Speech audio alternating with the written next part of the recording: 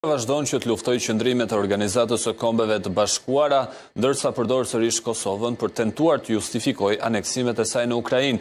Ministri i Jashtëm Sergej Lavrov tha se Karta OKB-s duhet lexuar dhe pranuar e plot pasi aty përcaktohet e drejta popujve për vetëvendosje.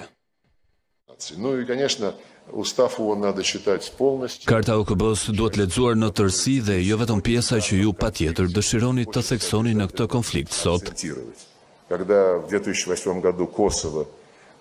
Në vitin 2008, shtetet perëndimore e shpallën Kosovën të pavarur. Në perëndim askush nuk debatoi për këtë.